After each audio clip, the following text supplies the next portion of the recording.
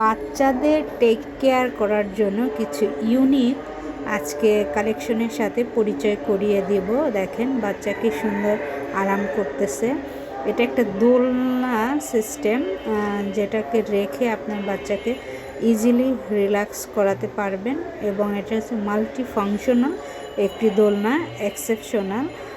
এটা যেরকম র্যাচিং করা যায়, নিয়ে দোল খাওয়ানো যাবে, উঠে বসতে পারবে, খুবই ইউনিক আসলে এটা। এবং অনেক ক্ষেত্রে হয়ে থাকে কি বাচ্চারা বসতে পারে না, দেখা যায় এই টাইমটা এদিক সেদিক পড়ে যায়।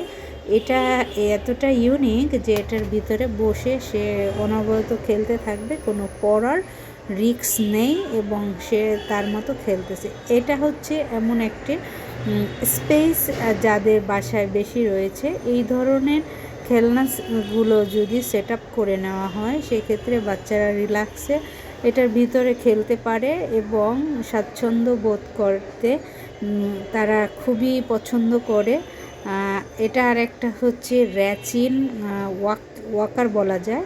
এটা হচ্ছে হাঁটার একটা, সে হাঁটতে শিখবে, পড়ে না যায়, সিকিউর একটা ওয়াকার ইসের। এবং অনেক সময় আমরা গাড়িতে বাচ্চা কোলে নিয়ে থাকতে হয়, সেই ক্ষেত্রে এরকম বেল্ট সিস্টেম সিট যখন তাকে পরিয়ে দেওয়া হয় তখন আর পড়ার কোনো ভয় থাকে না।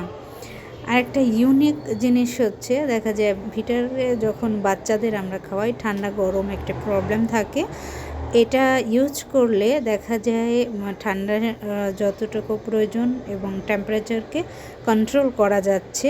ঠান্ডার সময় ঠান্ডা এবং গরমের যখন প্রয়োজন হয় গরম করে নেওয়া যায়।